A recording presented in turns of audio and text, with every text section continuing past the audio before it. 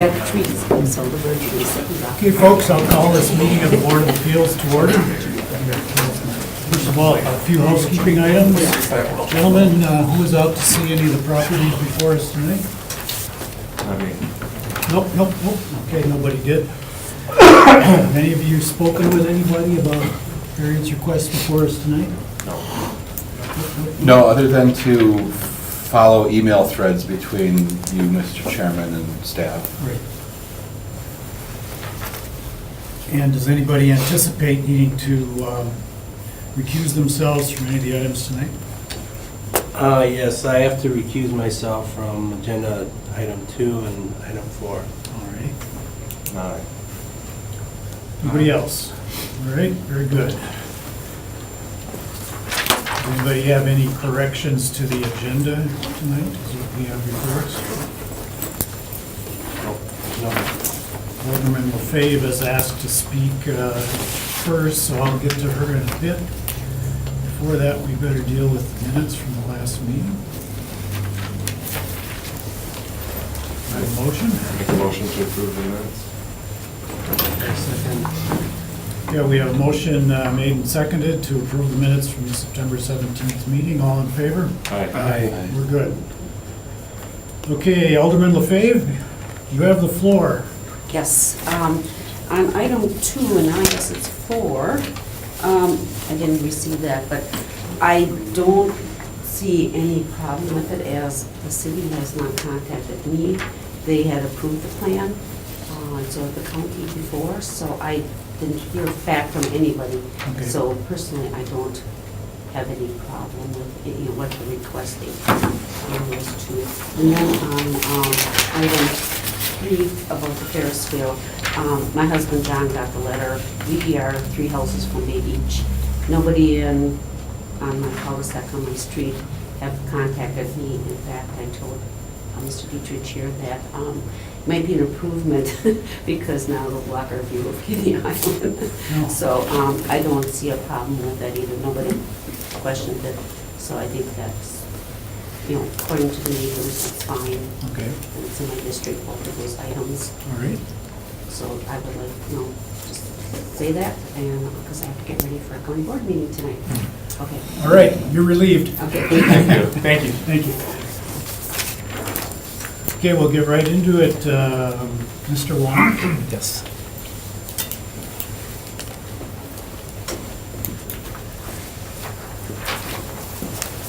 Okay, you were here last month, and we deferred you to now. So you're back. Yes. So what have you got to say this time? Well, I had to think about it and talk to family members and,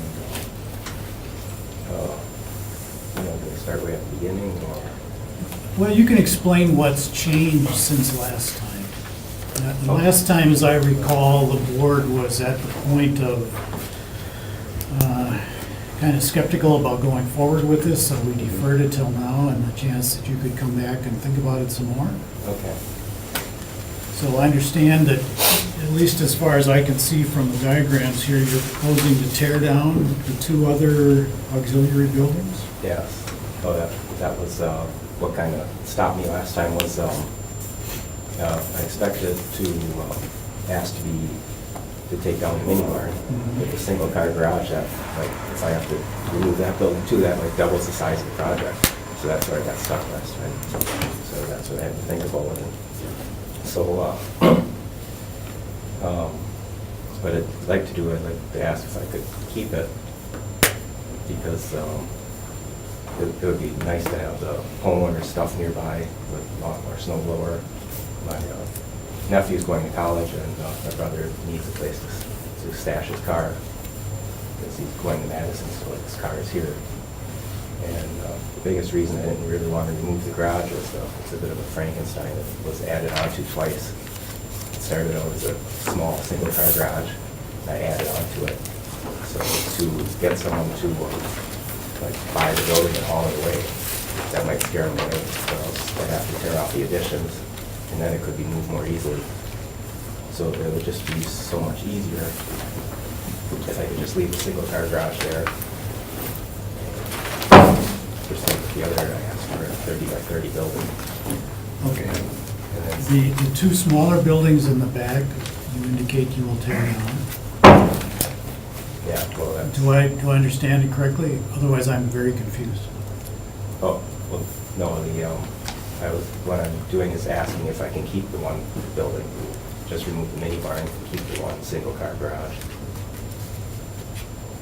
That sounds like where we were at last time, Yeah. at the end of the meeting, right? Yeah. I, So the way I is that understood it, what sir, you're- last time, there was a building in the back corner that you proposed to tear down, but you Yeah. proposed to keep a building right behind your house, Yeah, as well as build a new garage in the, let's say, we'll call it the upper left corner of your property. yeah, And we have before us a diagram that says that you propose to tear down what's called the shed up there. But is that not correct? well, I was asking if I could keep it, so, that's, Well, that was where we were last time. yeah, is there any wiggle room in that ordinance to allow me to keep two buildings? The wiggle room is whether we grant you the variance. And I think that I'd expressed my concern that I was not in favor of granting the variance under those terms. Yeah, That's me, that's one of five. yeah. So I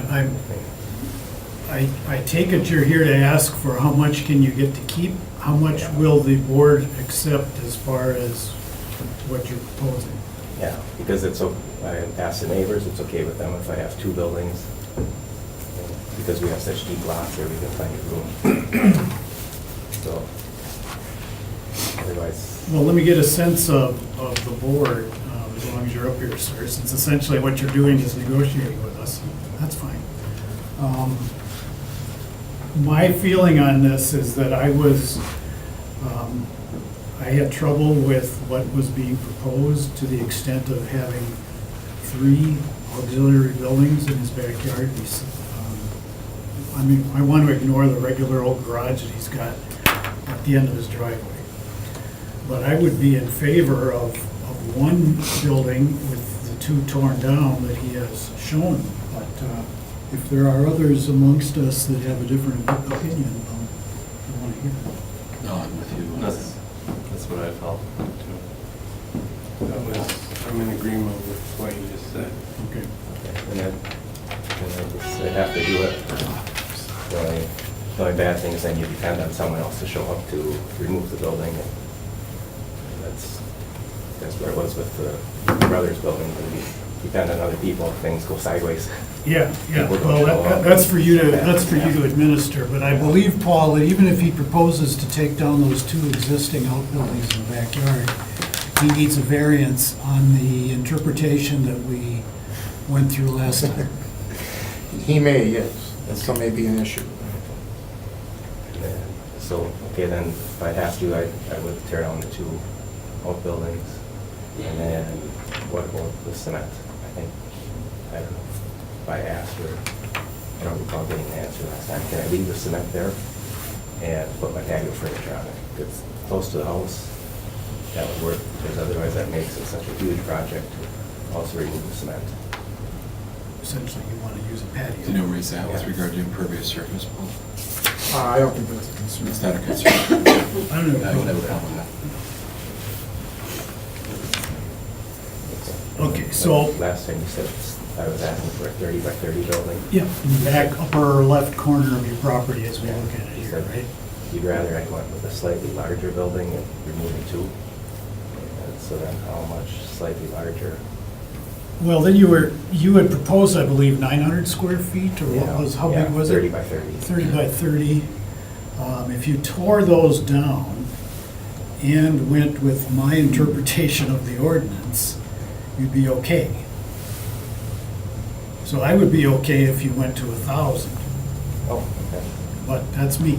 So I want to, okay. as long as we're doing this a little oddly, let's hear what everybody else says. Can I ask real quick, because I wasn't here last week, the small shed in the back right, and there's this, I wanted to make sure I'm up to speed. So there's the proposed one on the top left, the red box on the right, then there's the smaller one, which is 20 by 17, and the attached garage, correct? So what, to catch me up to speed, the red box one, how much square footage is that one? The top right. Oh, yeah, it's 12 by 8 mini barn. Okay. So he's removing 508-ish, I'm not doing math exact, but around 500 square feet. So by removing that, he's still over the principal structure thing if we're including the attached garage. Correct. And that's the variance we're talking about. We're still saying, look, we're okay with going over, since it's an attached garage, if you remove the others too. Right. Copy. All right, just want to make sure I'm on this speed. You missed my little oratorio last time on Yeah. that ordinance. My feeling is that the attached garage is attached, doesn't add up to an auxiliary building, and therefore, in my opinion, wouldn't need a variance at all. Got it. The staff has taken a different position that you do have to count the attached garage as auxiliary, and therefore he was running up against a number and a number of buildings. Copy that. Cool. Just want to get So just so we're clear, I personally am okay with a 1,000 square foot garage in the upper left corner of your property. If you tear down the other two, even if you leave yourself a patio in this garage to put your things, but that's me. Now, I really can't make a motion on it, but if enough people sitting beside me up here are in reasonable agreement with that, I think we can deal with this. I imagine we might be, Mr. Chairman, and, just to advance the agenda, I would move that we grant a variance to allow for the construction of a new accessory building not to exceed 1,000 square feet, subject to the removal of the existing accessory buildings, excluding the attached garage on the property, and that the petitioner can leave the slab from the single stall intact. Okay, we have a motion made by Mr. Halverson. I'll second. Okay, we have a motion made by Mr. Halverson, seconded by Mr. Erdman to grant the variance being requested with the caveats that Noel has included. Further discussion? All in favor? Aye. Aye. Opposed? Nay. 1 no, 4 yeses. You have your variance, Oh, good, thank you. as described.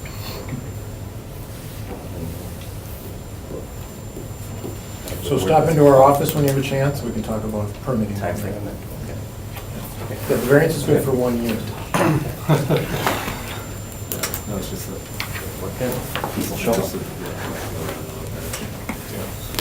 Thanks. Yep. For the gentlemen that I'm sure are here for number 2, is it okay if we combine that with 4 and jump right to the Ferris wheel? Sure. Let's do that, then we'll take care of the Green Bay packaging ones altogether. So who's here to talk about the Ferris wheel? Sir?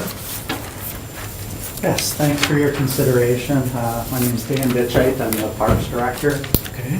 So what we are requesting approval for is a variance for a 50-foot setback from a waterway for us to put in a giant Ferris wheel at Bay Beach Amusement Park. So if you can see on this plan, we're proposing to put the Ferris wheel at the base of the pier that juts out into the bay. And you'll see in that plan right there that it kind of is snug between the rock and tug ride and our train tracks that are out there. There really isn't a lot of room to put this ride without actually removing a different ride other than fitting it where it fits in right here on this proposal.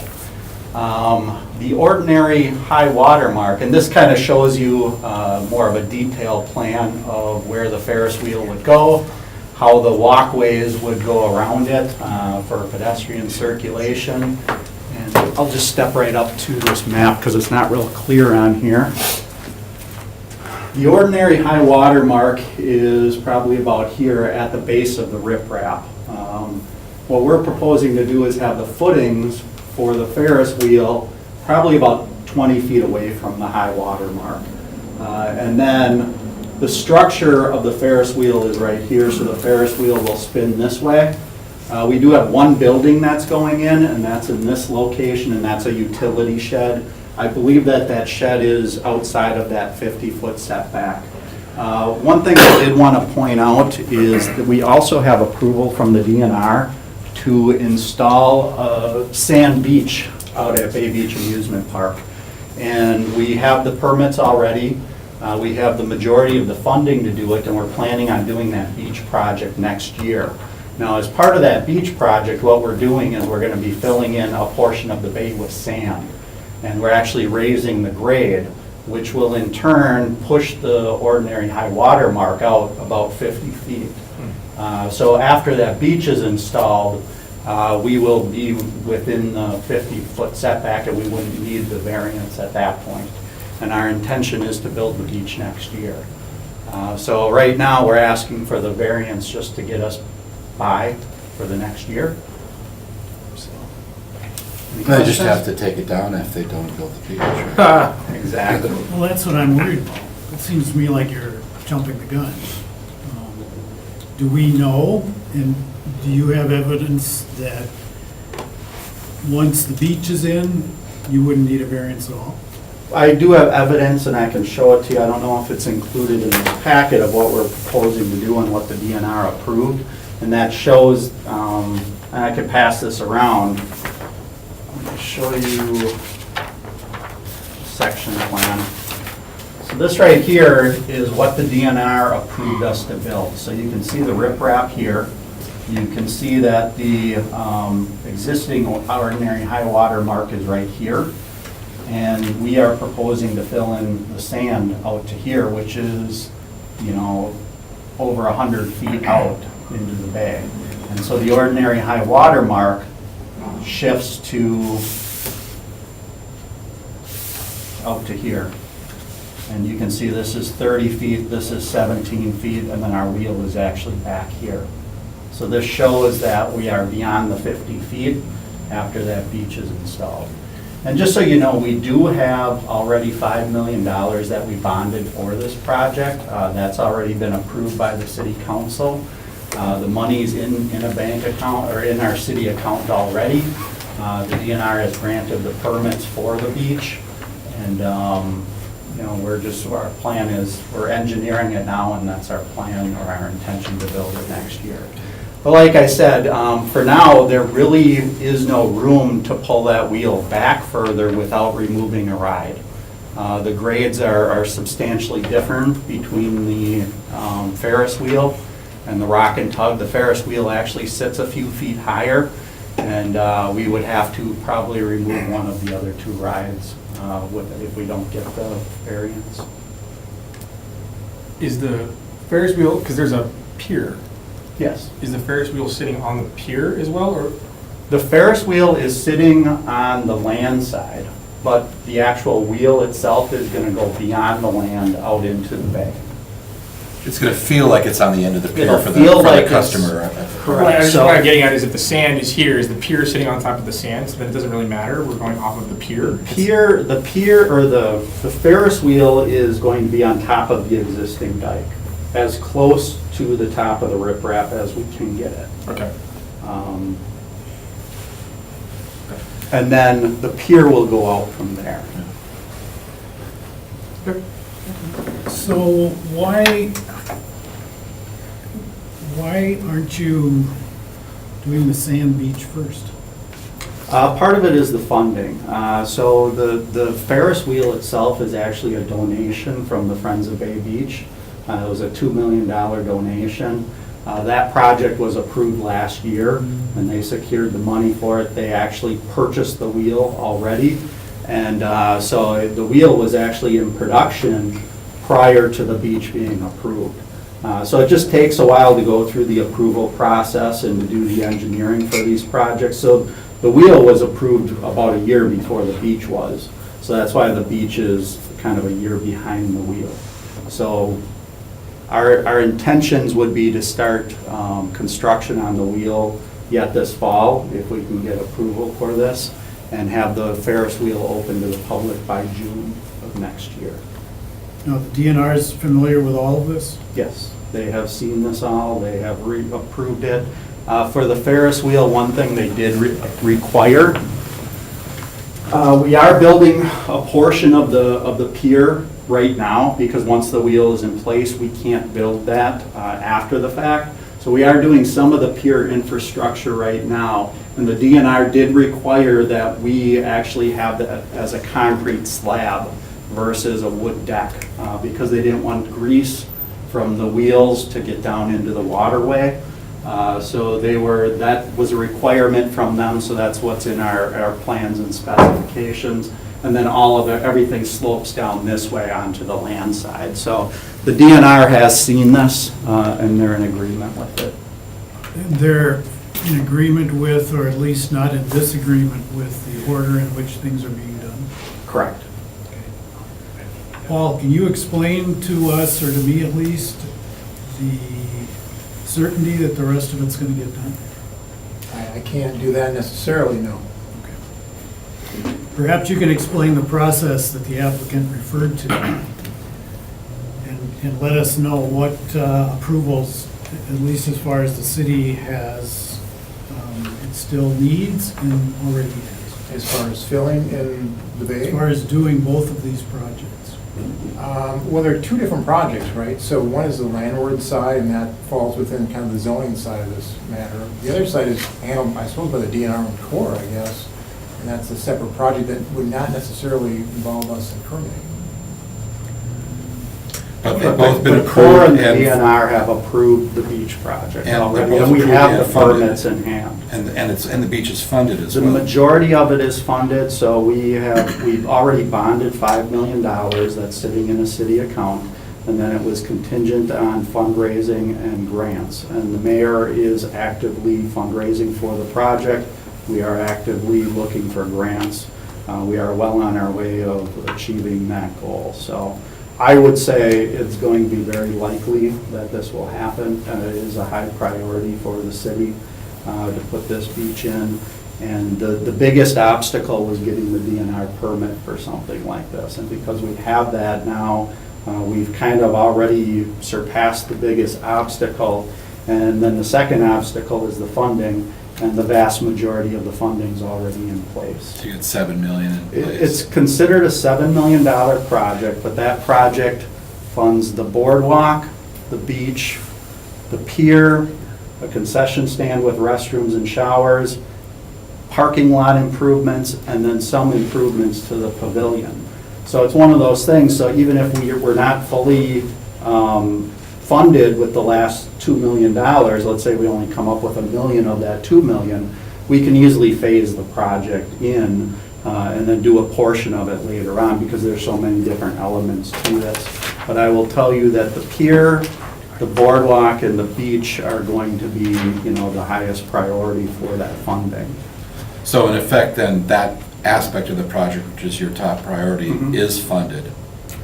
Yes, I would say. Because you don't have the full project funded, but the concession stand's got to wait, or the parking lot improvement, it's got to wait after the beach gets done. Yeah, there's a lot of different moving pieces, and Sure. we can phase it in, but it is the city's top priority to do the pier, the boardwalk, and the sand.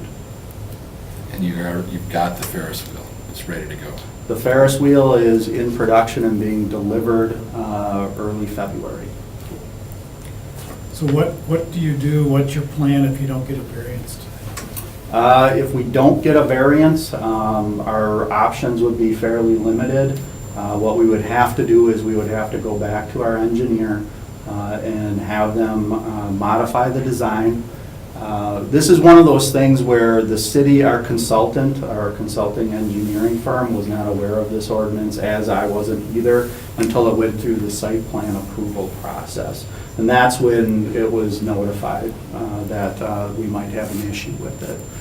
So that's kind of why where we're at. Now, like I said, we would have to re-engineer it. The state has the plans. They haven't completed their review of the amusement ride yet, but they are in the process of reviewing it. We'd have to put it on hold, and it would probably affect the opening in June, unfortunately. If you re-engineered it and you moved it back, you said you would have to remove a ride to make it Potentially. work?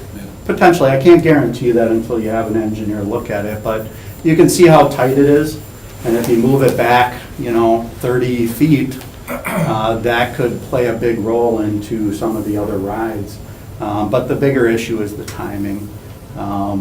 you know, we did go through the site plan approval the same time we were bidding this project out. The bids were open 2 days ago. So again, I'm not trying to put pressure on you, but if the variance isn't approved, it would probably delay the start of the project and the delivery of the ride and the opening of it next year. And that would be a reality. Okay, so as far as the DNR is concerned, they viewed it all as one project. They were not aware of this timing glitch that seems to have brought you before us tonight. Well, there's two things. So as Paul mentioned, the DNR is really only concerned with the bay portion of the project. So they were really only concerned with the piers that we're putting in and the concrete piece that we're putting in. They really weren't concerned with the 50-foot setback requirement, because I think that's more of a city ordinance. Anything built landside, they really aren't concerned with, because all that you're getting is kind of a stormwater permit from them, which is a general construction permit. So they're really not concerned about that. What they were concerned about was the beach and the pier design. And like I said, we worked closely with them for, you know, up to close to 2 years, coming up with a design that they really liked, and we were able to negotiate with them and work with them to come up with a design that we were happy with, but yet would get approval from them. So, All right, I guess I was the one that was confused, and I apologize if my colleagues to the right and left understood this perfectly. But basically, it's a setback problem.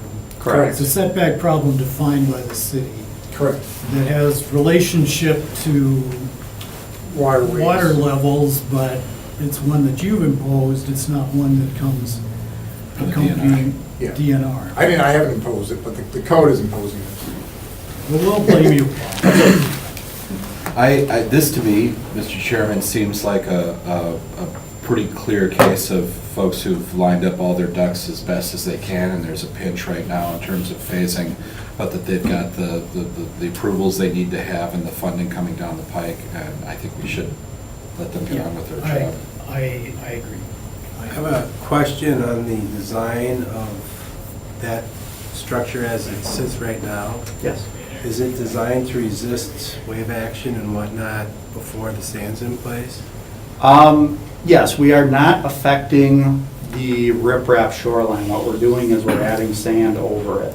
So as part of the Ferris wheel project, in order to install the piers for the footings for the Ferris wheel, for the pier, we will have to temporarily disrupt the riprap just for the construction of During this. construction. But the contractor's required to install temporary sheet piling within the bay, completely surrounding their disturbance.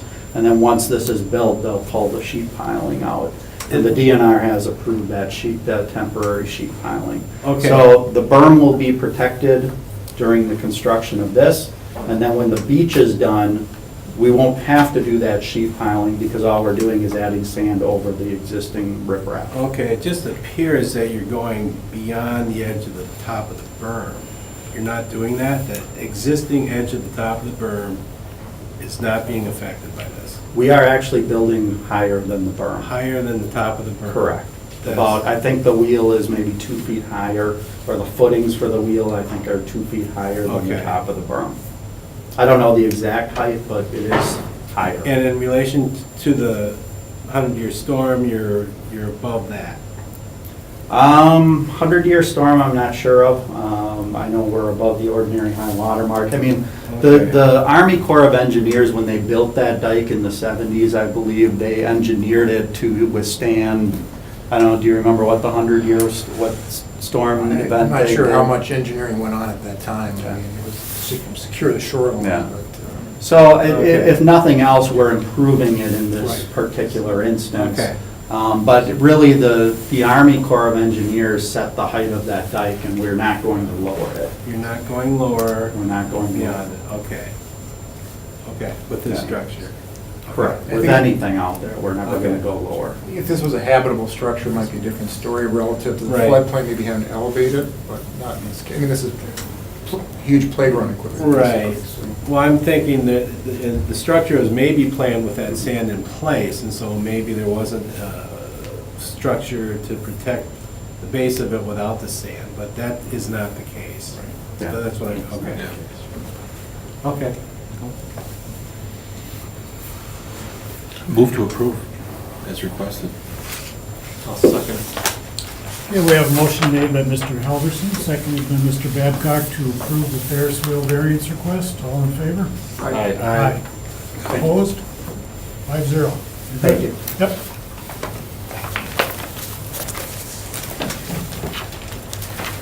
Okay, without further ado, let's talk about Green Bay Packaging. Sit down. Yep.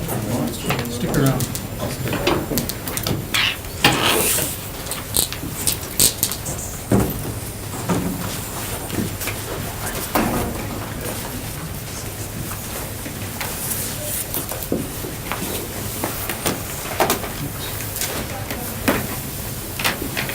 Is the, what we call item number 2 contingent on the approval of item number 4? In other words, should we do 4 first? Or do you want to do it in the order that we were given? I think we should probably do 2 first. All right, we'll do 2 first. That's fair enough. Okay, who's going to present 2? So I can certainly give the business perspective. So my name is Roy Schneider. I am the general manager at the Shipping Container Division, which is 831 Radisson Street in Green Bay. Okay. Okay? And our team here, essentially we're here to talk about the proposed expansion of our current facility and expansion to the adjacent area just north of our current building. Essentially that's to help us continue to expand and to create flow and to be positioned for growth, for long-term growth, and to meet the market demands of our customers and the markets that we serve. Ultimately, that helps us to be competitive, and that's really why we're here is to continue to look at that opportunity to expand in that particular location.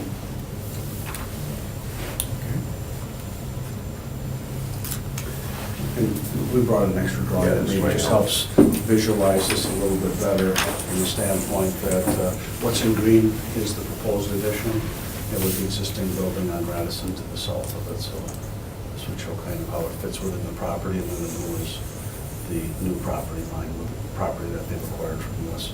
So we acquired the property from US Venture, which obviously is the outline here, really is the outline here in blue. And so the requirements from the standpoint of the building to put the expansion on, to be able to create the flow, as well as the shipping area for a product and the equipment we're planning to put in there, really is the minimal amount of footprint that we're going to need to be able to do this. And that's created some challenges, that the site itself and the building has created some challenges, which is really why we're before the board here, so today. One of the things that will happen with this addition then too is some of the truck traffic that does currently take place in here and goes through this intersection will move up to these north backs here, so we'll help reduce some of the traffic and the congestion that occurs at the intersection over here with that coming off further and coming down the stacks that are on the north side of the building too, so some of that will help with the traffic flow down at that southwest corner. Nothing specific to the variance requests. You can see we didn't make a nice neat cube. The building was impacted by a high-speed corrugator, which required more length than we could support in our existing building, and requirements to maintain setbacks from these storage tanks. And the property, frankly, that US Venture was willing to part with. So we were not able to design a building and secure enough property to meet the 20% green space requirement. Right. So that's what's driving the request for a variance in that case. Right, if you'd been able to acquire, if those tanks weren't there, you'd be able to have acquired additional space. We wouldn't have a conversation about impervious surface at least. That one would be going away. Right. But you're constrained by the existing built environment to this footprint really is your maximum footprint. I get that. Yes, so that's driving the request for the 20% variance. In addition, we're going to reuse an existing drive that's there for US Venture. We're not asking to expand that drive. That drive doesn't meet the current code. And Tom's with Excel Engineering. We've done the truck diagrams to make the trucks, to make that turn and not be out in opposing traffic. And with the 2 rail beds that cross that drive, it's really not an option to cut the corner. You know, you're not just gonna mess up the grass. You got 2 rails there we have to protect. And we feel like, I think the diagrams show we need the wider drive. And I brought another exhibit that isn't part of the packet that you have, but the gray area here is what is the proposed drive. And then if you can kind of see just below it, there's a dark line here in the hatch area, here and a dark line here. So essentially, it overlays, you know, the existing drive that there is there right now. So it's actually just a hair smaller than what currently exists, but it's just essentially in the same spot and essentially the same width that is there right now.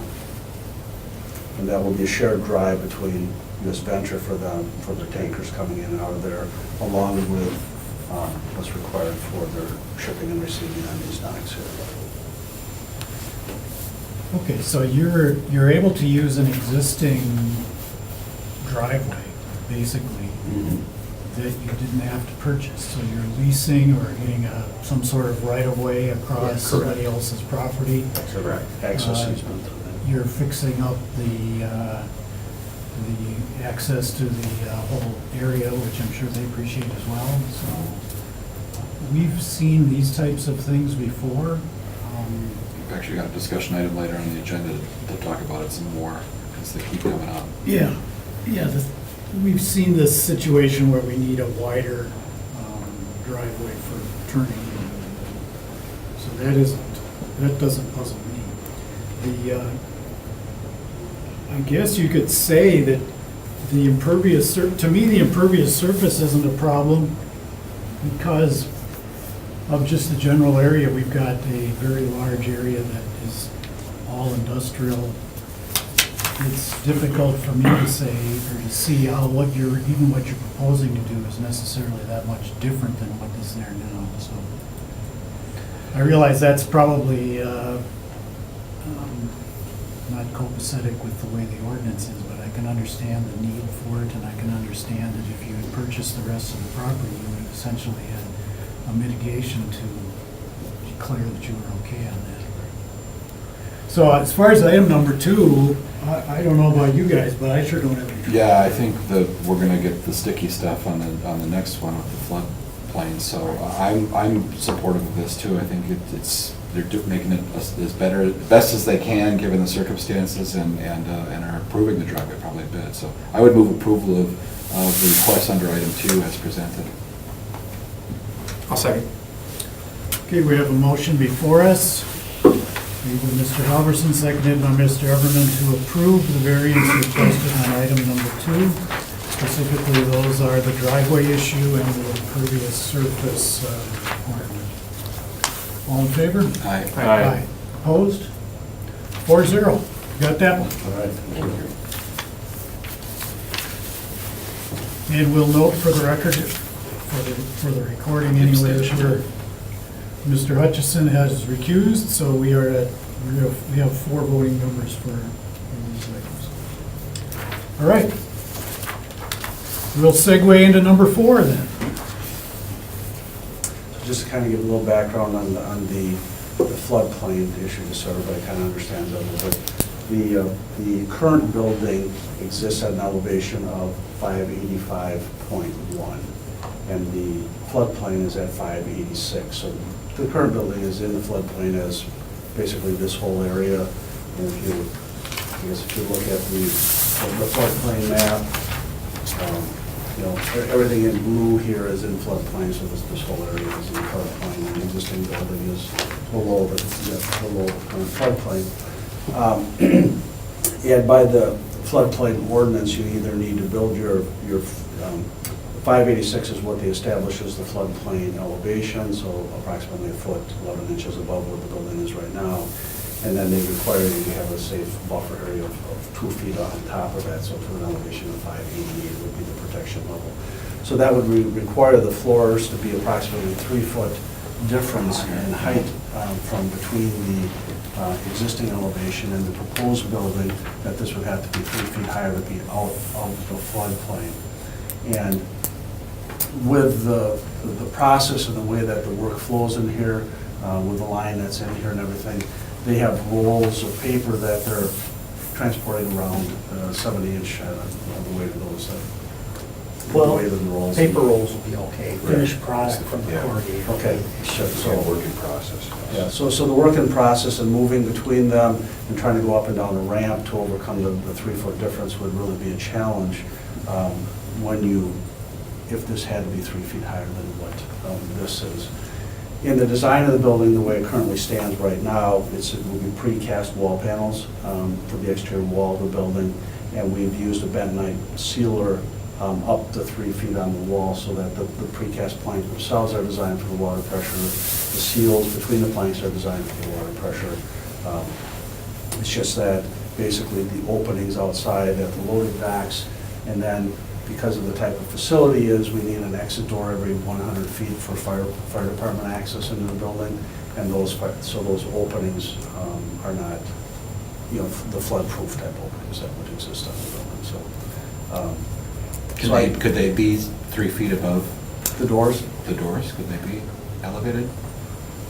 we need to have those be, this is where I kind of run into a little bit of problem. To raise like the exit doors to 3 feet above grade, by code, 50% of the doors have to be, a minimum of 50% have to be handicap accessible. Okay, so it's not, you know, it doesn't work on all of them to raise them all. And then the loading docks are, you know, also coming down to that level then too. So there's, the structure itself is designed to take the water, the pressure of the water, those types of things. It's just that it's not fully, the building itself is not flood-proof from the standpoint there are openings and penetrations through the wall where there are emergency exit doors and loading dock doors. Have you had flood events that have flooded the main existing floor? No, not in the time we've been there. I have a couple questions for Paul. Just for the sake of the, like, pre-existing requirements for us to be considering this, 1341 has 4 items that are to be presented before we can consider this. Do we believe that we have all 4 of those items? Yes. And D2B talks about variances only being done for lots less than 1/2 acre. This looks like it's more. It's much more, yes. So are we able to grant a variance for something that's larger like this, or are we kind of extrapolating from the existing? I think like in any dimensional issue, you have that ability to deviate from that standard. Okay. What did the Plan Commission have to say about this? No comment from the Plan Commission. We had to do a Class 1 publication because this is a structure within the floodplain. We went through that process. We had to contact the DNR within 10 days or thereabouts, and we received comments from them just today, and those were forwarded to members here. So that's pretty much the extent of our outreach. Now, at least I'm confused a little bit on what's a floodplain and what's a flood fringe, and is that something we need to understand, or is that complicated? Well, I mean, typically we talk about flood fringe, floodplain, floodway. Floodway is more where the water is going to be traveling. Flood fringe is those areas that maybe water would ebb to. We're talking about a flood fringe or floodplain area in this circumstance. So you can build in a floodplain, right, but there's those two standards you have to try and meet. Now, this is an industrial use. Just back up a little bit. So this is the section that we're looking at in the code, 1330. This is a manufacturing or industrial use. It talks about either elevating that first floor to that flood protection elevation or doing the standards under 1343. And these are those standards. So there's two different mechanisms you can choose from. I think the applicant in this case has chosen not to do that. They are doing some stuff with the structure, but they're not making the structure quote-unquote flood protected. So that's kind of how we've gotten to this point. Does the staff have any comment on the DNR's letter? We do not have any direct comment, no. There is a DNR rep here tonight, Miles Winkler, who can help maybe speak to that letter, and that letter is what it is. It describes the code requirements, it describes the implications that might present to the city if a variance is approved.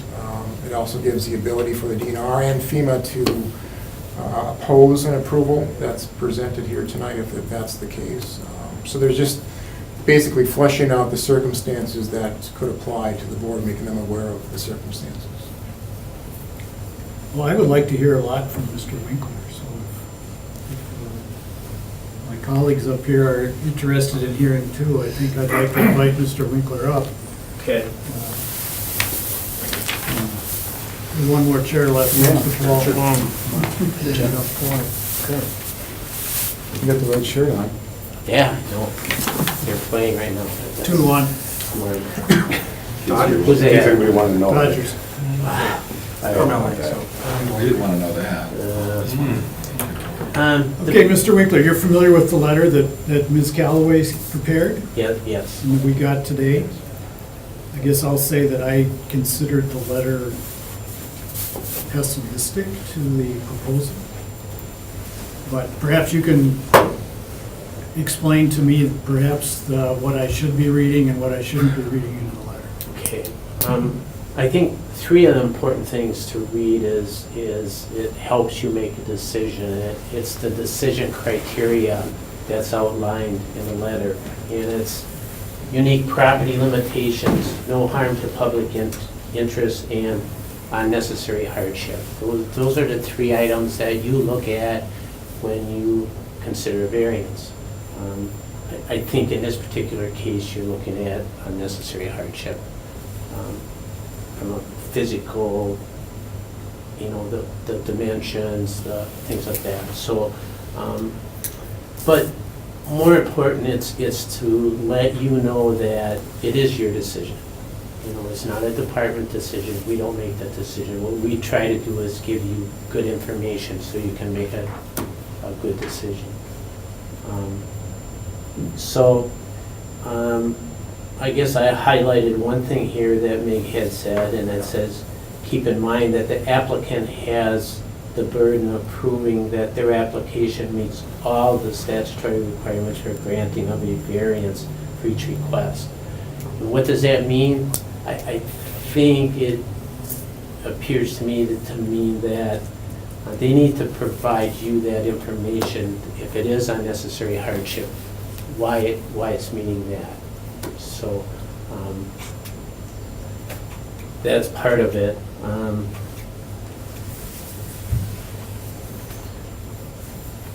I guess Yeah. one of the things that caught my eye is the suggestion that these ordinances that the city put together were in some way part of an agreement between the city and larger powers that be, perhaps the state, perhaps the feds, regarding the flood insurance that comes with this.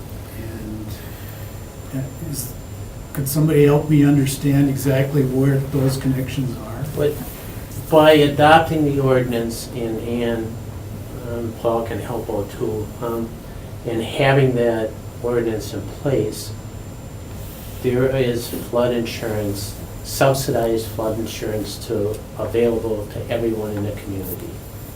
So by having an ordinance, adopting the ordinance, people that live in a floodplain like Paul says, communities participating can buy insurance against flood losses.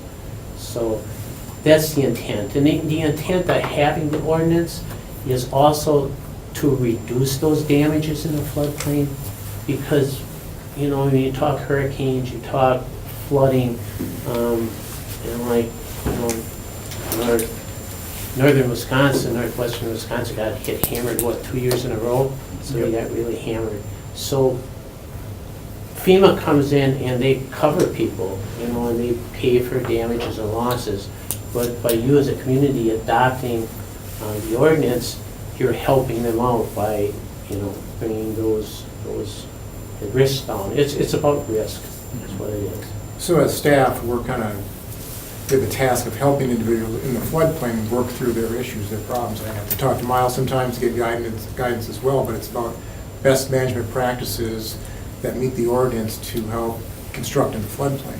It's not prohibited to build in floodplain, but it's challenged sometimes. So we're here to help work through some of those challenges. And that commitment to participate in the NFIP also includes, commitments that the city makes to manage drainage ways and to clean out debris in the springtime and do other stuff that keeps, minimizes the risk of flood events and that sort of thing. And we just circled through a 5-year audit through CRS, which is a community rating service, and we were able to raise our rating from a 7 to a 6 because of some of those best management practices like Noel just mentioned. So would that jeopardize if something was approved here? It's difficult to say, but we're very aware of granting the variance and sort of repercussions that could have against our petition, our involvement in the NFIP. that was the concern that happened for me, Mr. Chairman, was when I saw this letter and basically it read to me like a threat to say, hey,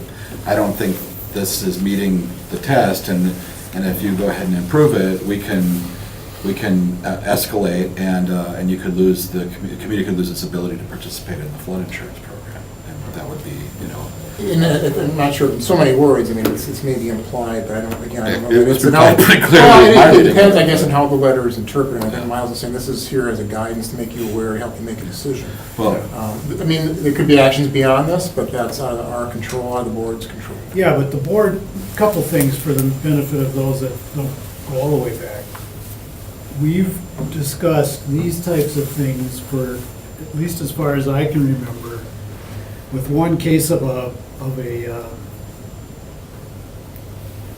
gas station. I think all of ours have been houses that have been built in. Right, so a lot of times you see residential properties who need a variance for fill. You need to provide that fill around the structure. It's unusual to see something of this magnitude.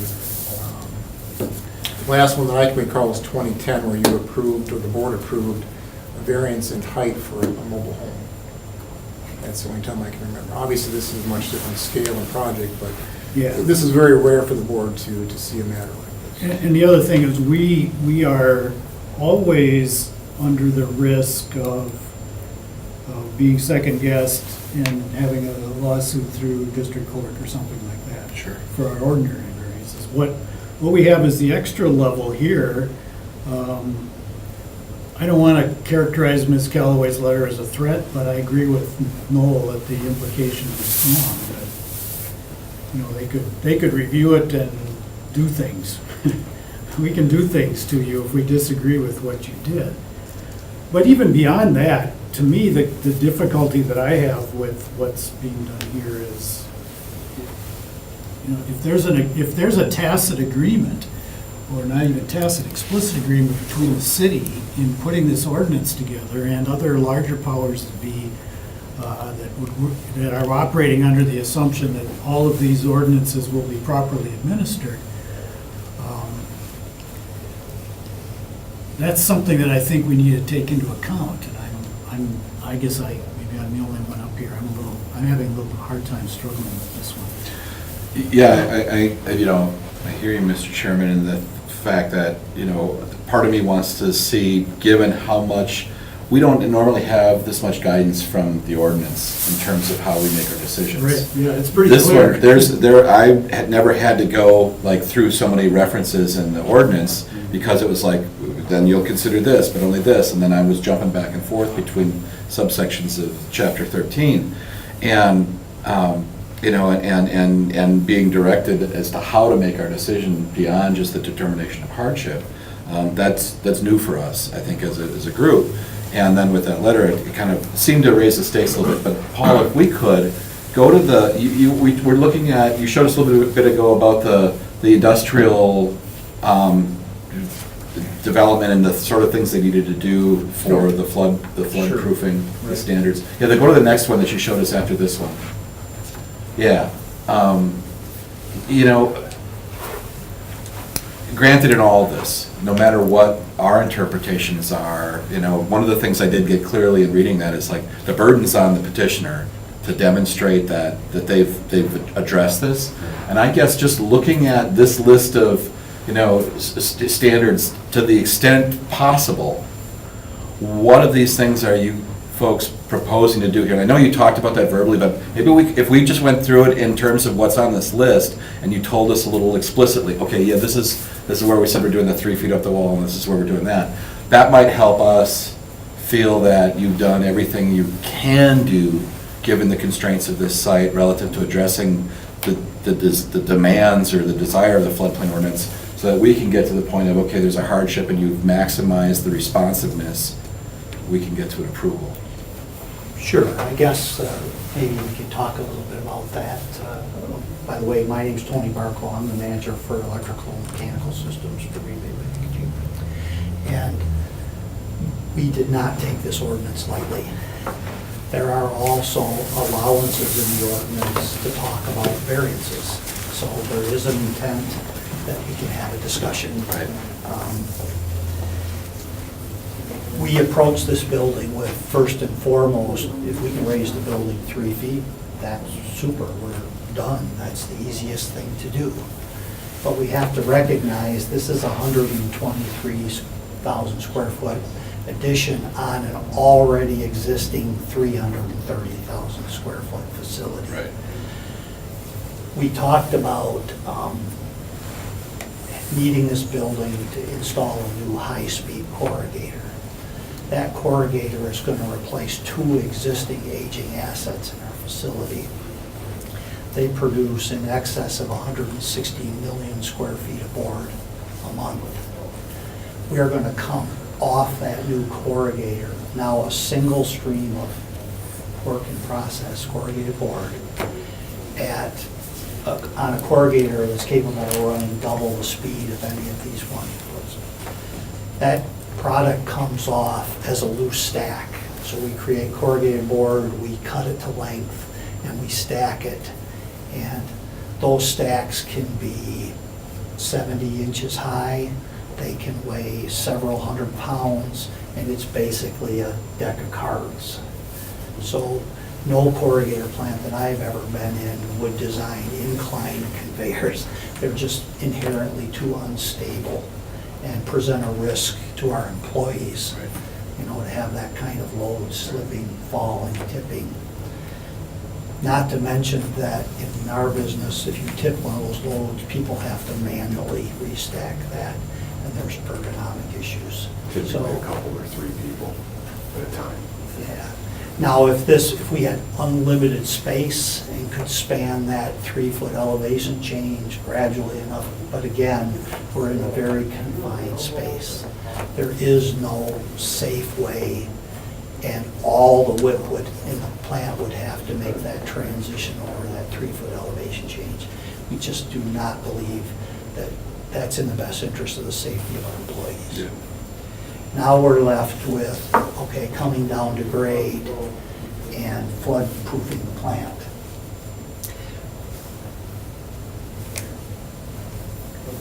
It's that interface with the existing facility to the new facility that's almost impossible to flood proof without, again, throwing up internal walls and blocking line of sight, and impacting traffic patterns and putting obstacles again between pedestrian flow, traffic flow, and these stacks that we're moving through our plant. So we're extremely reluctant to do that. So we took the approach that to do as much as we could going down your steps, you know, the walls will withstand the flood pressures. They're designed to do that. They will have the bentonite seals to significantly reduce leakage through our structures. We're not at risk of, you know, floodwaters to the design criteria compromising the structure of this building. Is that fair to say? Yeah. Okay. They're anchored appropriately.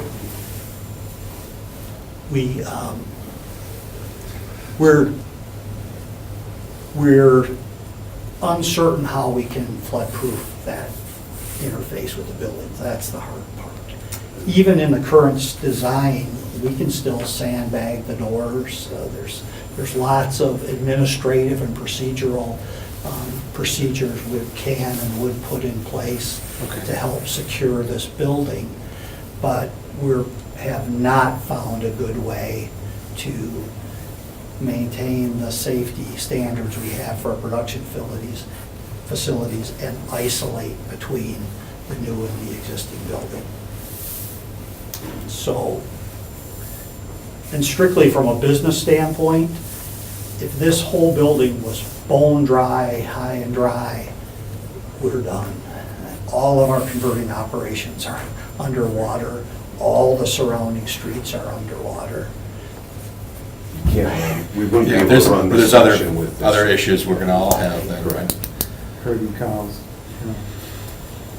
And I think just to kind of piggyback on what Tony was saying here, just to be clear, I mean, we can look at ways to flood-proof the addition and make the building flood-proof from the exterior. The challenge is this is open and the communication that takes place between these two spaces.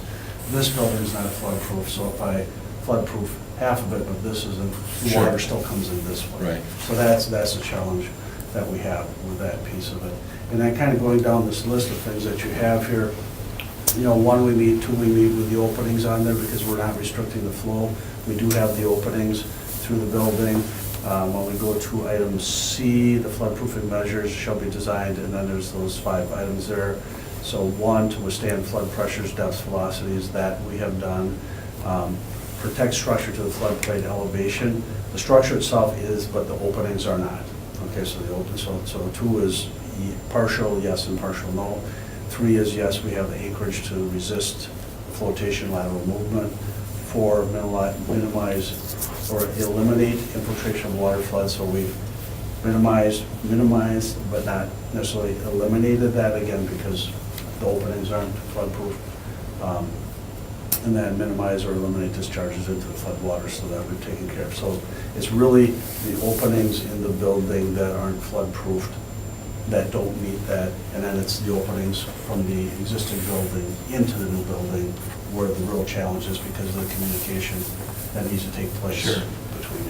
And if you were talking about sandbagging, just, you know, so if we all had advance warnings of a major flood event with enough time to do that sort of prep, I know the last major flooding we had where I lost my car, this weather report said scattered showers, so, I mean, you know, but given the preparation time, would you then sandbag all the entrances to the entire structure or something like that? Or would you just say, okay, we're gonna lose whatever stock is sitting on the floor, but the water's just gonna roll through the building and go out the other side, and then we just clean up?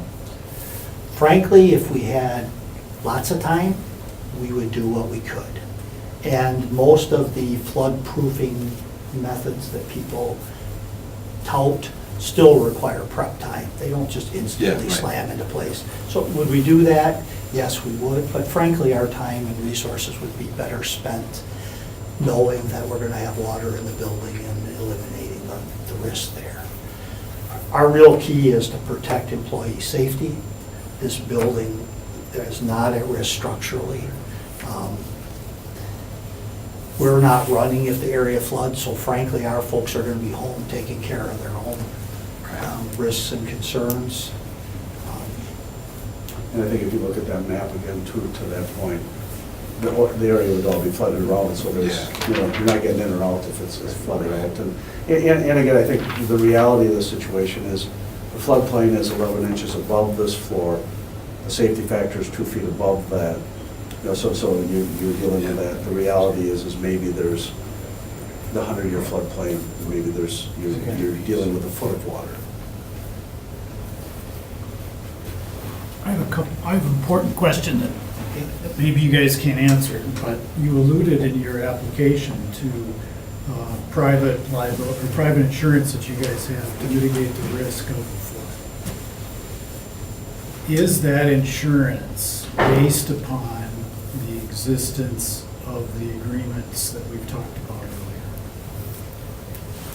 In other words, is that insurance that you've gotten either based on or given reductions due to the fact that the city has engaged in this basic compact with the greater powers that be, that they will enforce those ordinances? We're self-insured through FM Global, so we're not really. Right, so what you're talking about is the insurance you get through FEMA. Okay, so their insurance is through Factory Mutual, so that's a private insurance company. So their rate, so to speak, is not affected by the FEMA rate. Theirs is based upon the risk that Factory Mutual assesses to the building as it currently stands in the floodplain and as it would expanded in the. In other words, your loss wouldn't impact the rates of other Because insurance. they're privately insured. No.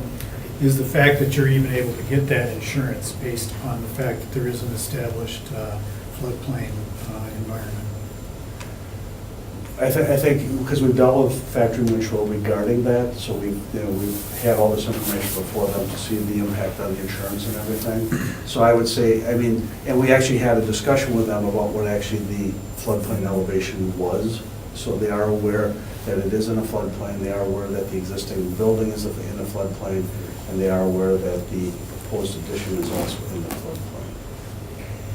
So they understand that, and they understand the floodplain elevations, because we did have some discussion about what they actually. And they're not dropping you guys.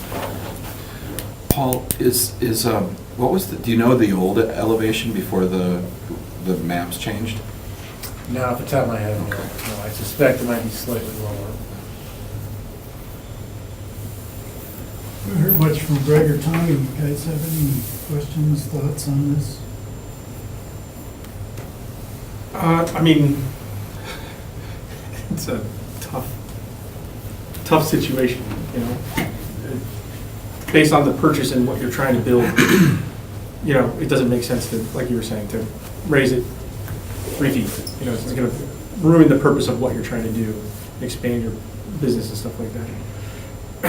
On the flip side, did you guys get a copy of the letter that was, I'm assuming, that we got, you know, talking about phasing out these old buildings, not continuing to perpetuate them at the same time? I look at that and I go, that's almost like new structures, you know what I mean? It's like, that's a new structure, not an adjacent. They're just expanding a building that's already there, you know what I mean? The threat at the end, I get letters all the time, being a business owner, about probationary threats and things. I don't take it lightly, and I'm not laughing at it. What I'm saying, though, is that there's always that, hey, you're going to put you on probation, or we're going to suspend you based on reviews. So I didn't look at that as a threat. It's just one of those things that I thought, they have to put that in there. That's how I read it, because I see that a lot. I'm at a loss. It's a tough situation, you know. It's a tough situation. You bought the land, that's what you're doing. We're talking 3 feet, you know, but 3 feet makes a big difference in a flood situation. So I'm stuck. I'm not really leaning one way or the other right now. I'm still listening. That's why I'm not talking a lot. This is a pretty big thing. The only thing I have is, did we answer the question about 2B? Because when you guys were talking about that, like, what happens if we don't do this? If we not deny or, like, well, the way I'm reading that is it 2B on this one? Variances can be only granted for lots that are less than 1/2 acre. And they're contiguous. We're very far out of that. Yes. So what's the alternative option? don't know that there is one. I didn't see anything in the letter about that. No, there was no reference. Just so you guys are clear, I will vote no on this, simply because I have not seen a demonstration that lets us off the hook. Yeah. My interest as a chairman is that I've tried to express to these guys is I'm not trying to see unanimity or agreement. I just want to make sure that we have a rational decision that can withstand an argument against us in an appeal. That's my interest as chairman. And I will say that I do not believe that you've met the hardship challenge. I have not seen sufficient. To me, this is a money thing. Oh, I think that meant the hardship challenge. It's not. I would have to be convinced that this is not a money thing. Can I more of a safety issue for the employees at one time. Yeah. So John Dara, helping out and working with packaging throughout the year. Mr. Chairman, in my previous life, I dealt with lice, and these are tough things because people are always coming to me and say, hey, in this particular case, can you help us out here? And so these kinds of boards are just pretty thankless oftentimes, I gotta believe, and they're kind of tough situations, because you look at that map and you basically say, I mean, if we were starting in Green Bay today, there'd be no economic development in that big chunk of the city, right? It'd be hard stuff. I have spoken, first of all, the DNR has been exceptionally helpful to packaging throughout this process, understanding that the options here, the company is going to grow. The question is, can you do it in this, really tough spot in the city of Green Bay, or are you left having to go somewhere else? It's going to happen. It's just going to be a question of where. The situation here is you have an existing business on the north side that is below the floodplain. They bought the property to expand. And this isn't the big packaging mill, which is a whole new building, so it's going to meet the other tests. Okay, this is a situation where they're going to have conveyors at exceptionally high rate of speed, taking product that is not bound together, flying around, that if you have to have those conveyors at an angle, are going to dramatically increase the safety risk to people working there. And other things have an impact. I don't know that everybody's going to meet every example test to a T, which is why citizens come before you guys and say, okay, here's a unique situation, we need some relief. Going back to the DNR and Miles and the team at DNR, I mean, I can't say enough good things about how helpful they have been to say this is a unique situation where a company could grow in an area where, quite honestly, we could use more manufacturing jobs. So, I am 100%, not 99, I am 100% convinced that the department, while has done this in places like Wauwatosa, is not going to come back to the city of Green Bay and say, we are going to come after you guys. The letter, in my opinion, can be read in a multitude of, there is certain, it's basically a formulaic letter. It says, here's the options we have. We believe it's up to what Miles said, a local, you guys have the power to make the decision. So let me just fast forward to the I guess the conclusion of this. Building, and correct me if I'm wrong, building this 3 feet higher is just simply not an option. Yeah. It's Oh, not. So the building is not going to be there 3 feet higher. They move trucks into an area where water finds a way, right? Water's always going to find a way. If the street that the trucks go on is lower, then most of that, the water's going to get in, okay?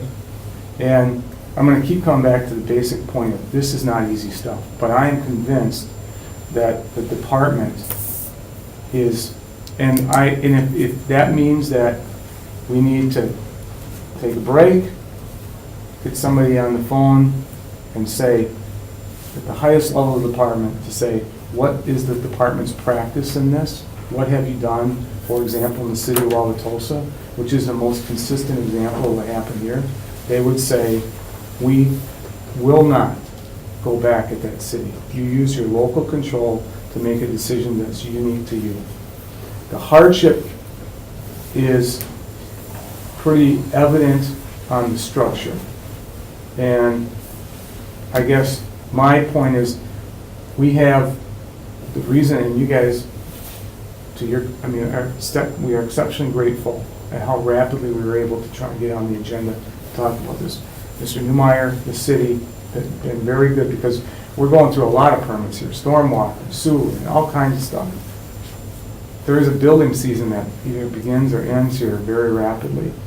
There's equipment that's coming that's either going to be ordered or delayed and postponed, because this is going to have to be delayed 6 months.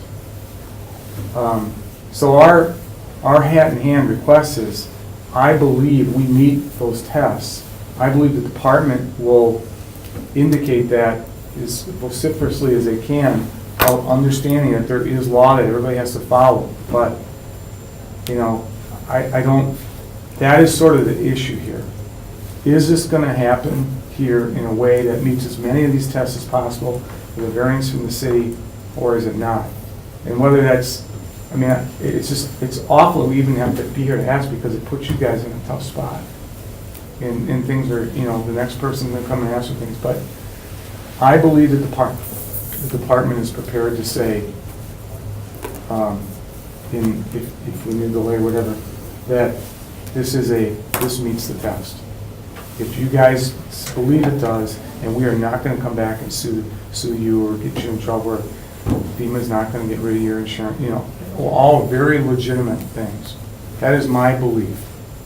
And I'm prepared to stand by that and have whatever conversations people need to have at the highest level possible. I am not, I would not ask the powers that be to guarantee to me that they're not coming back.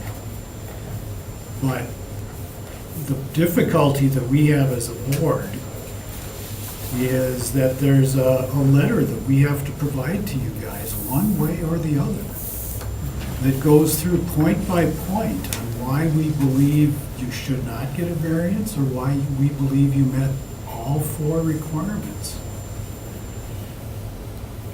I guess at this point, I'm not sure that we can all sit here and agree that all 4 of those have been met. One of those is that this is unique to your property. Well, I guess I would ask Mr. Chair what you are concerned, if unique to our property is a question. I think that it is unique in several ways. One is the fact that we've got a business that's been in place since the 50s. We've grown, we've expanded. The constraints around this building are extreme from a physical floor space, dimensional kind of. That's not typical. If we were building this plant in a green field outside of the city, and you asked us to address these flood, we could do it in a heartbeat. But the physical location and the physical constraints of this property severely limit what we can do, period.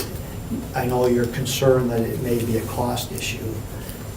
I can guarantee you that if Green Bay Packaging could throw some money at this and have an effective solution, we would. But the configuration of the property, the configuration of the new equipment is making this extremely difficult for us. We don't know how to do it.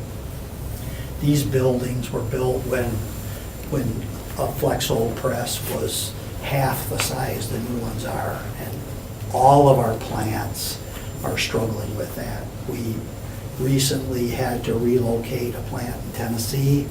We've got one in Texas and one in Oklahoma that are on the drafting board because they simply can't expand in their existing locations.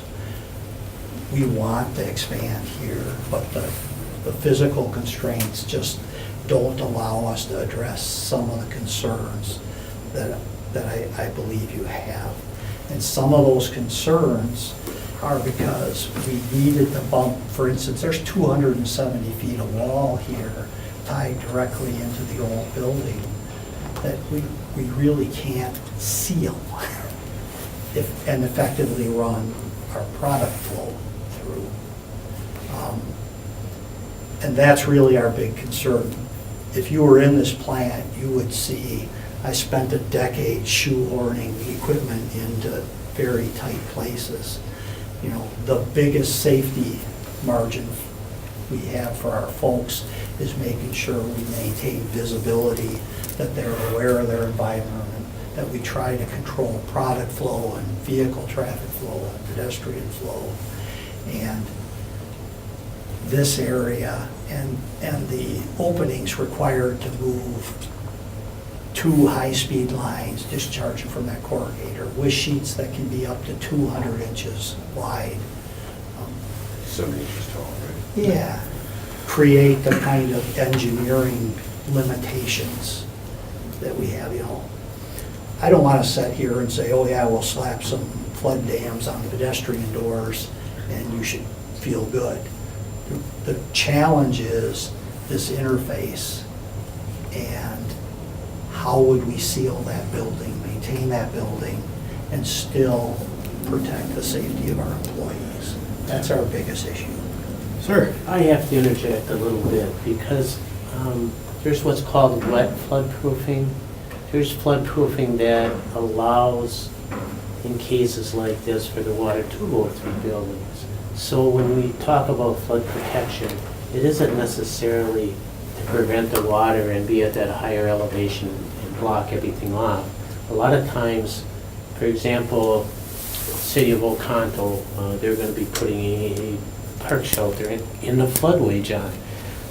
So what they're going to do is they're going to wet floodproof. So they're going to allow the waters to come in, but they're going to take those protection things necessary so that, you know, the sanitary sewers don't fill up, the electrical connections are at the flood protection elevation. And when we look at you know, the unnecessary hardship, I think there's an element in there where FEMA says, okay, dry floodproofing is one option, wet floodproofing is another option.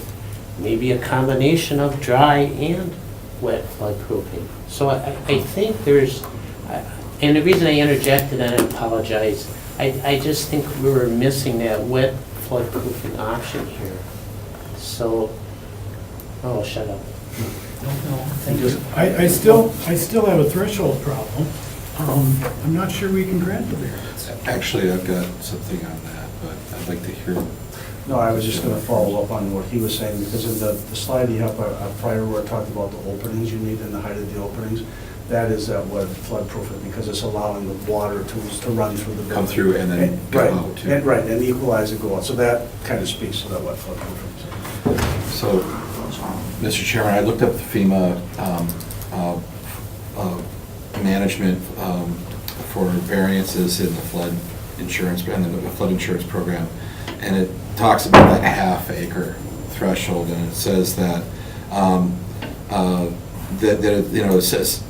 it talks about the half-acre. It says, you know, that is meant to be a general cutoff point and is related to intrinsic qualities of the site or parcel, as the regulations state. Deviations from that limitation may occur provided sufficient cause.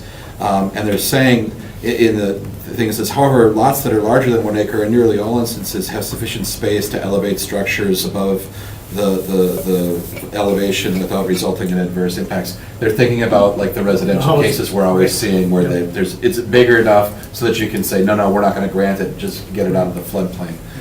In this case, it's a different story because it's, you know, adjacent to an existing structure, and we're talking about maximizing the building structure on this parcel. Mr. Chairman, you know, looking at this, I come to a different conclusion than you. I think that those 4 tests have been met here tonight. The enforcement of this regulation as it stands would certainly create an unnecessary hardship. They've been operating a 300,000 square feet? Yeah. 300,000 square foot building for decades at this location. they're looking at adding onto it, making the addition 3 feet higher than that is just an unnecessary hardship that we would be imposing on them. I don't think is needed. The reason that this hardship exists is because, you know, they've got a postage stamp to work with here. We've got, you know, their other options would be asking the city to vacate right-of-way so that they could build in a street, or, you know, disassembling a tank farm to get more space. I think those are not, you know, possibilities, and so they're meeting that second test. The third test is talking about that this is not contrary to the public interest. I think it's very much in the public's interest that this plant be allowed to expand, that we're able to keep the, you know, the economic impact of this company in our community extant and growing.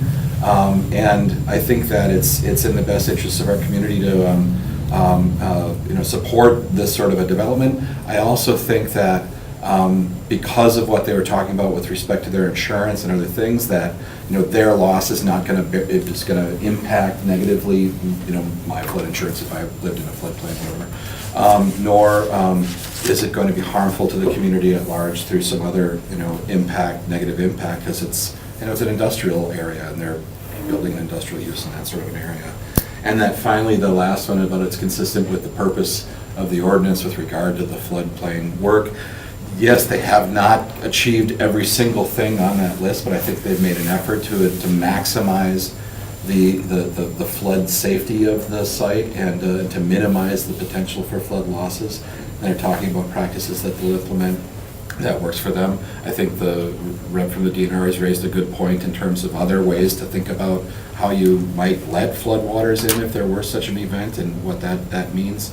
You know, I think that the actions taken and proposed here tonight satisfy me that they've, in good faith, addressed the maximum feasible number of steps that they can to be compliant as possible with the requirements. So I'm prepared to vote yes on their variance as requested tonight. Great. I don't think it's as big of a deal as you think it is, Mr. Chairman. I think what they have put together is a plan that, you know, the proposed addition being attached to the existing building in operation, the safety concerns for their employees, having it raised 3 feet higher, to me wouldn't seem to, it would be a hardship for their business, and certainly having a larger business is going to help the public interest.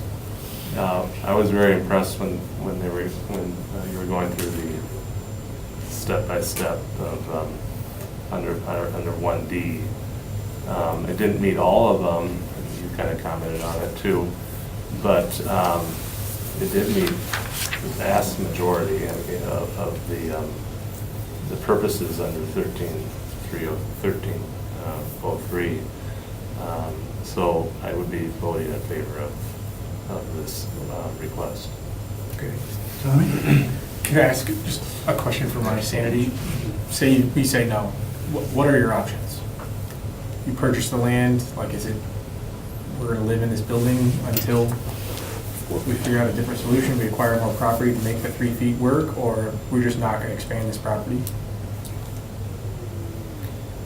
Go ahead, Tony. I guess I can speak to, I don't think purchasing more property is an option. US Venture, that was a long and difficult negotiation. They basically did us a favor.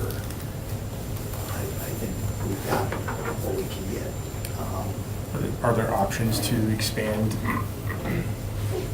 This is, reason why I'm asking is in the letter, there was a paragraph that was of the letter, the one thing that stood out to me, and I'll just really quickly go over it, and then you can understand why I'm asking.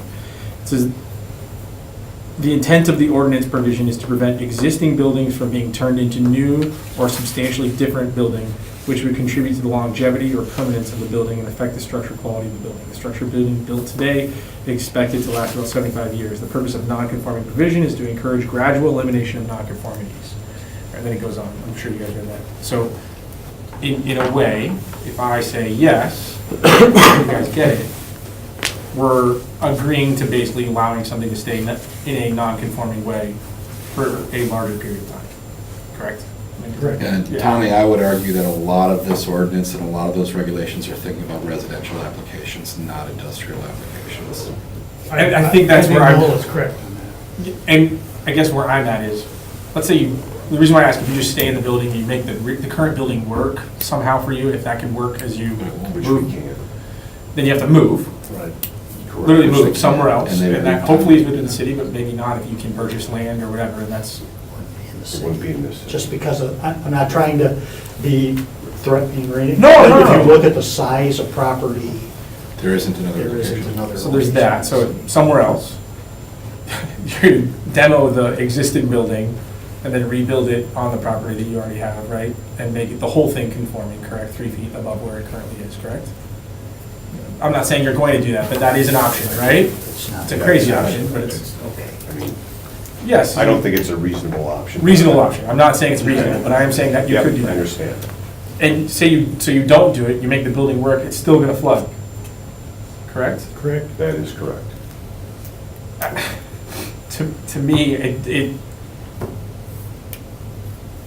I would say the opposite, that it is actually very economically not feasible for them. You know what I mean? Because no matter what, even if it's, the building's X amount larger, I get the point, we're supposed to be phasing these things out, whatever. The building's gonna flood no matter what. By adding to it, there's actually maybe some additional precautions you can take currently on the new structure to maybe make those openings a little bit better, right? Which I think, to Noel's point, you guys are doing everything you can up into eliminating water coming in. Right. That, on the flip side, the handicap part is an obstacle as well. If you could eliminate that, you could probably raise everything, the entryways, correct? Or the shipping is a problem. The shipping. right? Shipping would be a problem and the interface again to the old building. Okay, so it's not the handicap specifically. I just, to me, it's like, it's gonna flood, let's add on, let's the business can continue to go. Well, it's gonna flood. It, like the A equals B equals C, you know what I mean? Right. Plus B equals, it's the same thing no matter what. Man, Tommy, if you're prepared to grant the variance, then we'll go. yeah. I don't want to hold people back. No, I'm trying to come to terms with it. I know that we all wanna go home, but this is a big decision for you guys financially and what your business does moving forward. I always appreciate your point of view. I'm the most green, member of this board. Sometimes people are talking about things that are slightly over my head. I just try to whittle it down to, right, to me, the simplest thing. I get the intent of all these different things and what we're trying to do. The threat stuff, I read it, I was like, oh God, then I'm reading it again. I completely appreciate, what you're bringing to the table, the letter, all these different things, but at the end of the day, what I try to do is, today it's gonna flood. You expand your business, everything, it's gonna flood. It's not like you're building a building that is 10 times bigger than the original building. You're adding a small 30% maybe addition to a current building that is already, you know what I mean? And you guys have your own private insurance, right? So it's not risking We're the making community things fund. better and not making You don't need things to talk worse. yourself out of it. Should I make a motion? Well, I would just, if I could interject too, I mean, again, this is a different level type variance, and I think you need documentation to support your decision or your findings. Okay.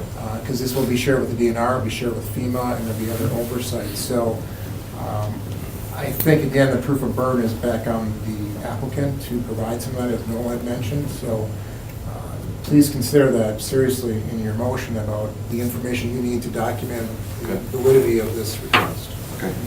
And when you're saying that, to make sure I'm understanding, are you saying like what we did verbally where we went through all of those different things, we would request them to provide us, hey, check these boxes as thoroughly as possible? I think that is an option you can consider, but that's certainly up to you. Again, you just want to be clear about your decision and the justification. Again, this is about hardship and having some reasonable cause here to grant a variance if that's the path you're taking. You just need to make it clear, because again, there will be oversight by others on this. Yeah. No, I believe that I articulated my understanding of them based on what's been presented.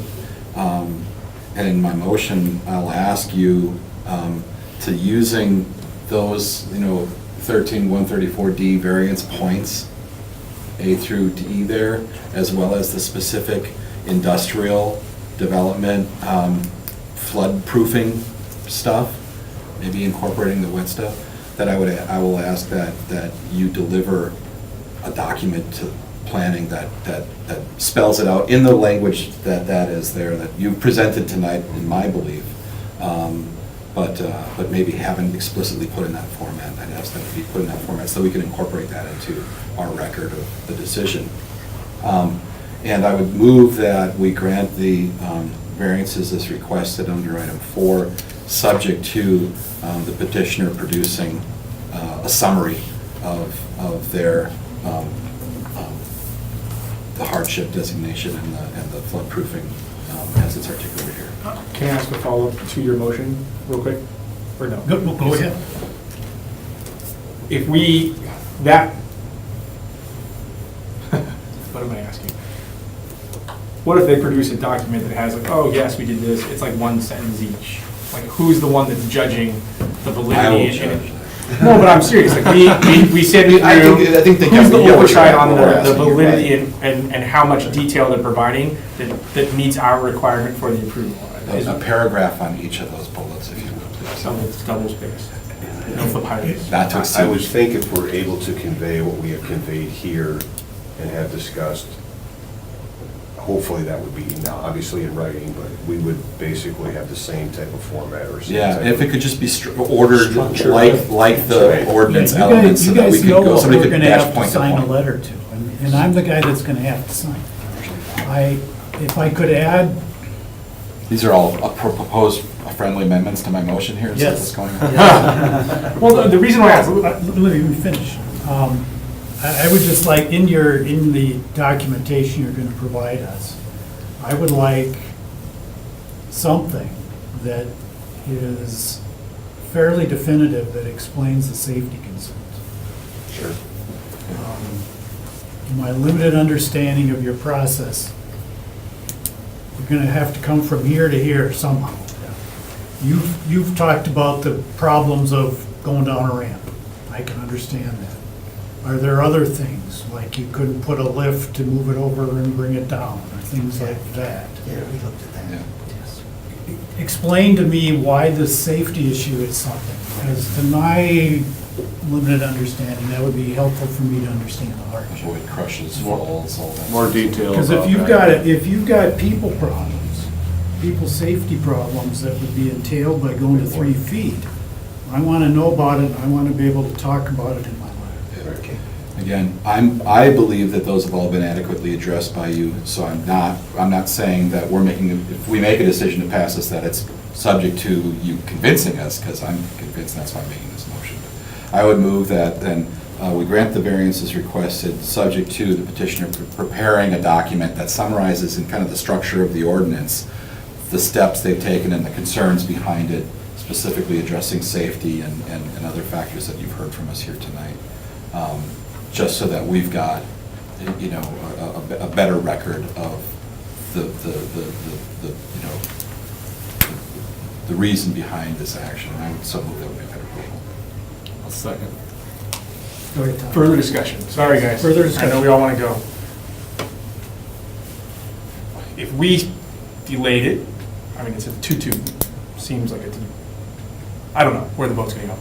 We delayed it a month. You and should cut- have, because you're the only one who Yeah. hasn't publicly said which way you're voting on this right now. I'm leaning towards yes. Okay. You're bringing up a lot of points. I don't want to move forward if, right now, we're saying like, yes, and then give us a letter. That doesn't make any sense to me. Well, I'm saying I've already convinced, so I'm making a motion based on wanting to have some material for our chair to incorporate into any letter. Would it make you feel better about it, right, if you had that letter before we voted?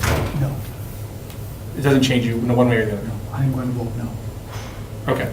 But I'm not going to hold this up because it's 3-1. Let's be clear. There's no point in my objective, and there's no point in. My vote is based on what I'm hearing, what I feel is the right thing. At the same time, if I can write a letter. If there's a letter that's coming down and there's a bunch of people that are going to oversee this thing, are gonna watch the tape. If they have a detailed letter, we can go, yes, yes, yes, I agree with this, it's thorough, I sign off on all of these details beyond the Tommy, verbal. but the thing is, if you vote no, then it kills the thing for a year for them. So either support it or say you can't support it, and then. I'm supporting it. I want to make sure that we have the proper amount of Right, documentation. and to the move way forward. it's been with all the friendly amendments to Noel's motion, I'm okay with putting the letter together. You guys will have to help me out, but don't let that hold you up. Okay. I I think just you wanna make guys have sure- made up your mind. I don't think we need to delay it further, certainly not on my behalf with the voting the way it is right now. Okay. So we have a motion made by Mr. Halverson, A second. seconded by Mr. Babcock. Yep. All in favor? Aye. Opposed? No. Me. So 3-1. You've got your variance. You know what kind of a letter we're gonna have to write, so help me out. We will. Thank you very much. Thank you. Thanks for your consideration. Yep, you got it. Appreciate it. All I gotta do is official voting.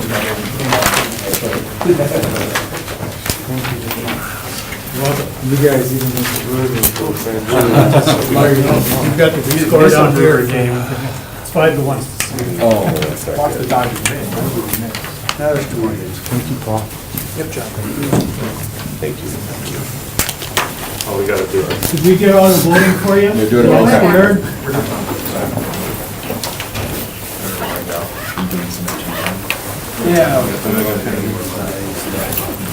Are we gonna talk anymore, or are we gonna adjourn?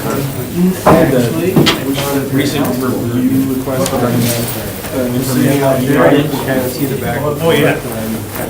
Sorry, Paul. We have 2 more small items. Yes, go ahead. And mainly just for discussion. Noel had made a request earlier in the year about drives. We just talked about a drive issue. Not rocket science, I just kind of went back 5 years and looked at all the variance requests that we've had in 2013, 2018, regarding maximum driveway width. We've had a total of 20 over that 5-year period, 12 are residential, 8 are commercial, actually it's 9 if you count this one tonight. So I also had a report in 2010 from Dave Hansen, our traffic engineer, that I forgot to print and give to you because I was working on packaging stuff. They kind of talked about drives and their issues from a traffic perspective, and I can share that with you down the road. But I wanted to at least pass this along. I think it was leading down the path of, should we inform the plan commission about, And ask for a need to tweak. change the ordinance, right? In the back of my mind, it seems like that might be somewhat necessary on the industrial side, so maybe not so much residential or commercial, but maybe, I agree with you. I think those are 2 completely separate issues. right. But I wanted to identify them, you know. One is get your very feel. easy to me anyway. It's the one turning trucks in and out, Right. that kind of thing. Right. Almost as rubber stamp. The other ones are the bunker issues, and I'm Yeah. still skeptical on some. So with your direction, I guess I can, it's up to you. You don't have to decide tonight, but you can give me some direction in the future if you want me to talk to the plan commission about this and come up with a change. Seems like on industrial. that- Yeah, particularly on the industrial. Pretty easy call. Yeah. Right, and we can maybe quantify that by a size of parcel. I think or- they may have not understood, or maybe trucks have gotten bigger, or, I don't know. I don't know. I know mean, they we're still an claimed they industrial were town. okay before, but Yeah. these people are all insisting, and it seems like a small change.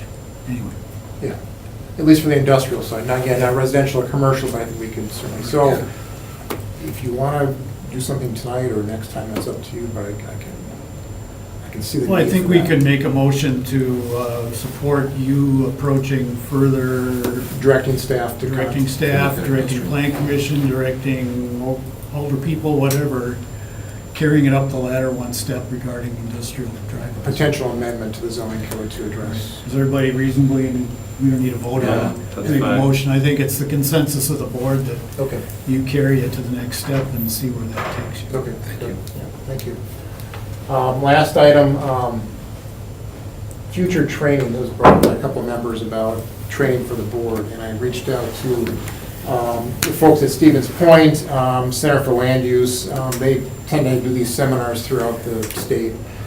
Sometimes they stop here in Green Bay, sometimes they're in Sheboygan or La Crosse or wherever they might be. We could partner with them and have a conference here. would not just be for the board here, it would be for the You'd invite community. the other ones, yeah. Like Northeast Wisconsin. So that's a much larger option, but that could be on the table. I'm not sure when they're gonna circle back around here again. It could be in Appleton next year, and then might, we could. It's been a while, hasn't it? 'Cause It I has went to been. 2 pretty early. I've been to 2 of them, Yeah, and gosh, it's gotta be 7, 8, 9 years since, it's been a while. it's been a while. Yeah, but there's always the logistics of, maybe you guys can drive to Appleton, but you're gonna drive to Madison or Eau Claire for a conference. So, that's out there where we could partner with them and do, a morning, afternoon with lunch, something like that. That'd be great. That's kind of the high end. The next level is inviting the city attorney. And if you guys have questions from the legal side, we can have the city attorney come in and talk till she's blue in the face about the Board of Appeals and all that good stuff. Staff review, you can always ask me questions too. I'm here if you have questions you want to pose, or we can even have a discussion item on the agenda before. But you won't tell us if we're making the right decision or not, Paul. I won't, but, we can do that, and that can be kind of fluid We had as well. staff people who used to do that. Yeah, I know. So, that's out there.